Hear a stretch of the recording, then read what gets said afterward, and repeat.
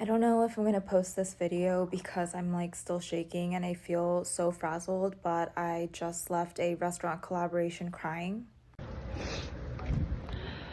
I had a TikTok collab with a new restaurant in Hayes Valley that I was really excited for. I had it planned since last week. My reservation was at 5:30, but I went a little early at 5:10, so it was just me. My husband was gonna meet me there. When I get there, I'm greeted by the host and I introduce myself, tell him I'm here for the collab, and he was actually the guy I was speaking on Instagram with about it, so we were on the same page and ready to go. I started to film around the restaurant because I like to do that early on when there's less people. And after filming for a bit, I sit down at the table that's prepped for me, and it's a bar counter seat. I'm continuing to film the setup in the kitchen and stuff because it's really cute, but I hear the host and this other guy talking. And this other guy is behind the counter, so it's a small restaurant. He's like 2 or 3 feet away from me, so I can hear everything they're saying. I know that they're talking about me because I can hear them saying TikTok, views, followers, so I start listening in. The new guy is asking the host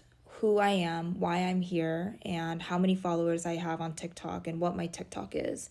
And this guy pulls up my TikTok and says that I have 15,000 followers and I have some videos have millions of views, whatever, and this guy is not happy about it. He was saying that I have too little followers and that this was a mistake. Saying what about her Instagram, how many followers does she have there, and I don't use my Instagram for food, it's just my private Instagram. So this guy tells him that I have like 1,300 followers and he is not having it. Saying to the host that he shouldn't have invited me and that this was a mistake and that this was bad. And then he says, is she dining alone? Who else is coming? And the host says that I have a +1. And then he says, and this +1's late, but no one was late. I was there early. Mind you, this is all happening in front of me and they know that I can hear because we are so close to each other. At this point, I am turning red because I'm so embarrassed and I feel really disrespected, but the new guy comes to me and I introduce myself, I shake his hand, and I'm telling him that I'm still excited about this collab.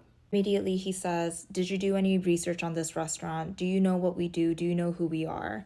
And mind you, they're really new, they don't have a website, but I know their menu front and back because whenever I go to a restaurant, I study the menu because I know what I like to order and I want to know what the restaurant is that I'm collabing with. I tell him that you guys don't have a website, but I know you are a wine bar and you serve smaller bites. He is smirking while he's listening to me and saying that I didn't do any research and that he thinks that there's been some miscommunication. He asks for my TikTok, which clearly you've done no research about me as well. And he starts scrolling through and playing my TikToks on full volume at the restaurant. And not even my page, just the page that comes up when you search my name. After scrolling like 2 times, he says to me that he doesn't think my videos are at the level at which he wants his restaurant to be represented. He goes on to say that my audience and my followers are not the kind of people that are going to be at his restaurant.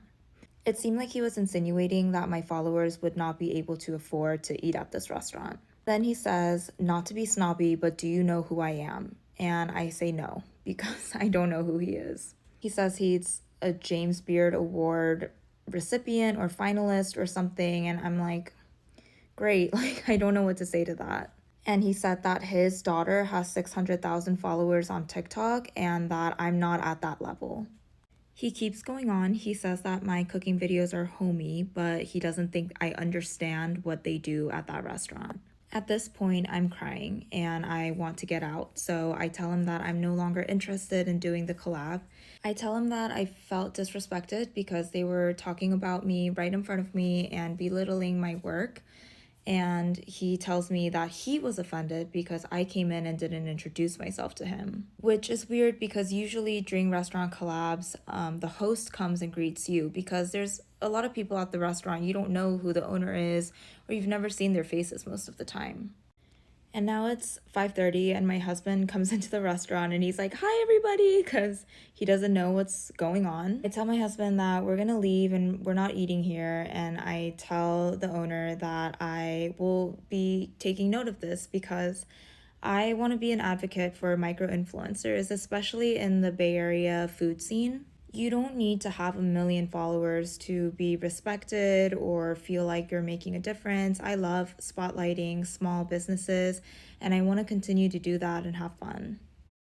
Hi, I'm not the most well spoken, so I'm reading off what might come out a little messy, but I just wanted to say something and not fumble my words. In light of everything that's been happening, I just want to say that I still stand by what I said in my comment in Carla's video and that I support her. What happened to her was not okay, and within hours, as soon as I saw the video, I knew exactly who it was about. I called my dad, his business partner, and I reached out to her immediately after she shared it to have him apologize in person because nobody deserves to be treated that way, and I wanted her to know that she has my support. I know I wasn't the one who said those things, but hearing him use me as his daughter to belittle another person, a creator or not, was a complete shock to me and was unacceptable. As a daughter of immigrant parents, I've spent my whole life navigating these dynamics, trying to educate him on regulating his emotions and words, which doesn't excuse anything, but this isn't the first time I felt hurt by his actions and how he has treated people. When it's to me and to people in my household, we know how to handle it, but it's not acceptable to treat anybody the same way or in public. If any of you can relate to this feeling of having parents who cannot control their emotions, you might understand this feeling, but it's not an excuse. And though I love my family, this was, again, not okay. I don't condone how he spoke to her, and I don't share the values of speaking down to anyone, especially not another AAPI creator. And even if she weren't a creator or Asian American, it still would not have been okay. I know Carla's intentions were genuine, and if she doesn't want to hear from me, I fully understand that. I want to give her space. But please know that I am not the restaurant, I am not my father, and his actions don't represent me. And just like many of you who may not have always agreed with your parents, I definitely do not always agree with mine. This was definitely a necessary wake-up call for him and a learning experience that I know he is taking very seriously. The restaurant has issued a public statement and apology, and my father has also reached out directly, but again, the most important thing is that she should have been treated with respect. I'm not asking for empathy or for grace, but thank you for listening. The irony of the Kis Cafe situation is that the owner didn't think that that content creator had enough followers to make a huge impact for promoting their restaurant. And in fact, she has proven them wrong. The way that they treated her was so terrible that everyone hates that. For context, I've been to Kis Cafe. I knew that the restaurant was owned by the father of Issa, who is the content creator.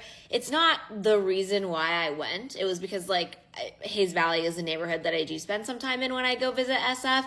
And I looked at the menu beforehand and I thought it would be interesting. So me and my girlfriends went and just had an evening there, had some wine, had some bites. The food was fine. It was fine. It wasn't a place that I'd go back to again, but it's a restaurant. As of 3 hours ago, though, the restaurant did release a statement and they said that the owner is no longer a part of the restaurant. He has apologized to that content creator.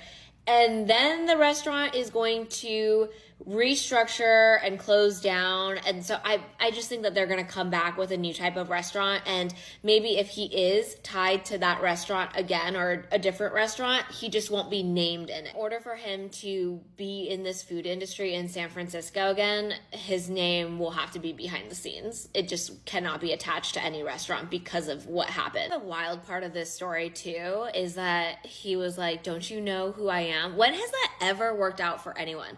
When has someone saying that ever worked in their favor? Have we not learned anything?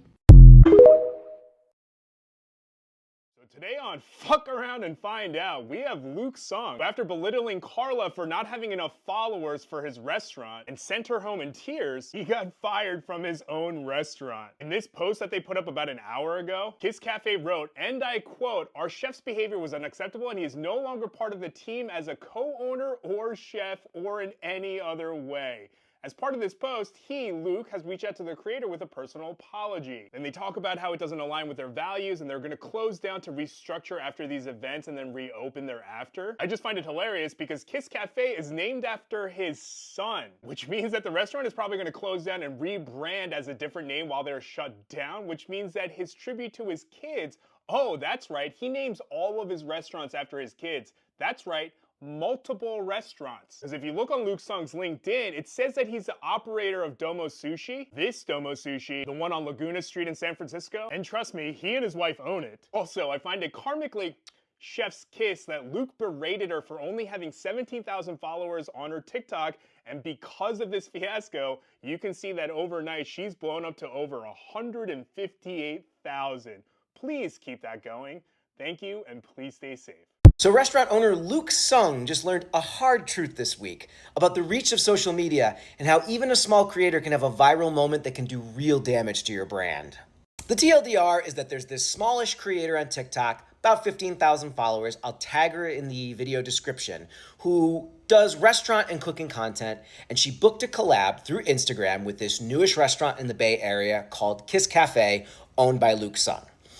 She showed up at the agreed upon time, met the person that she had been talking to on Instagram, and just started doing some preliminary recording, waiting for her husband to show up. Well, Luke Sung, the owner, was there, went over and started talking to the host within earshot of this creator, basically being like, who is this person? How many followers does she have? Let me see her Instagram. Let me see her TikTok. And kind of insulting her, all while she's close enough to hear. And then when he went over to her, started being extremely patronizing, asking if she had done research on the restaurant, did she know what they were all about, demanding she pull up her TikTok, and then basically telling her that she's not the caliber of influencer they want to work with, and she left in tears. And you know what? She went home, made a video about that situation. That video has 7 million views, and now she has over 100,000 followers. So here's the thing. I work in restaurants, and more often than not, I'm on the restaurant side because people, particularly influencers, can be entitled and insufferable. But really, a small creator can be one of the best things to happen for your brand because they don't have brand deals. They're not being paid for their opinion. So whatever they say is going to be coming from an authentic place. And you just never know. That could be the video that blows up for them. And sure enough, for her, it was. And probably not in the way that you would hope. Earlier this summer, Kis Cafe opened in San Francisco's Hayes Valley neighborhood. Today, it's closed for business after a viral video detailing a conversation between a customer and the executive chef. The co-owner agreed to talk with us on the condition we don't reveal his identity because he says some comments on social media and messages on the restaurant's phone and emails have been violent and threatening. He says the plan is to reopen with the new chef at some point. When we're ready, we'll restart differently, separate from chef. This way my staff can also continue their livelihoods. He says he moved as quickly as possible to respond after seeing the video posted by local TikTok influencer, It's Carla BB, describing an exchange that went terribly wrong this week. In a video that was posted Tuesday, the TikToker says her interaction with now former executive chef Luke Sung left her in tears. At first, she says she could hear him talking about her with the host who set up her visit. This guy pulls up my TikTok and says that I have 15,000 followers and I have some videos have millions of views, whatever, and this guy is not happy about it. Then she says the chef came over and had a direct conversation about her social media profile. After scrolling like 2 times, he says to me that he doesn't think my videos are at the level at which he wants his restaurant to be represented. Within 2 days, the restaurant issued an apology and said Chef Luke Sung is no longer with them. We tried contacting the poster through social media and email, but she has not replied to our request for an interview.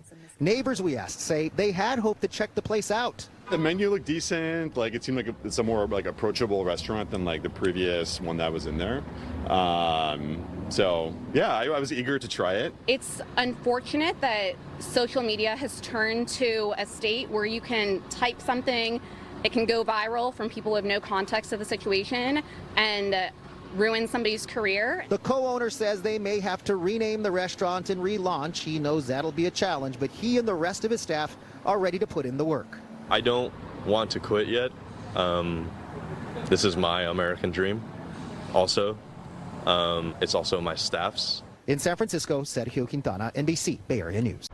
Hey everyone, I'm NBC Bay Area's Sergio Quintana in Hayes Valley in San Francisco. I just talked with the now solo owner of Kis Cafe here in Hayes Valley. He says that he has temporarily closed the restaurant and he has separated from his friend, former business partner, and the former executive chef of Kis Cafe after a viral video earlier this week where a TikTok influencer says she had a collaboration and an interaction with that now former executive chef that left her in tears. After scrolling like 2 times, he says to me that he doesn't think my videos are at the level at which he wants his restaurant to be represented. He goes on to say that my audience and my followers are not the kind of people that are going to be at his restaurant. That video that she posted has garnered more than 15 million views. The co-owner, actually now solo owner of Kis Cafe, tells me he does plan on reopening the restaurant. He talked with me on the condition that we not show his face because he says a lot of the reactions that they've been getting on social media and even phone calls and emails to the restaurant have been violent and threatening. I don't want to quit yet. This is my American dream also. It's also my staff's. He says he doesn't know exactly when they're going to be able to reopen the restaurant.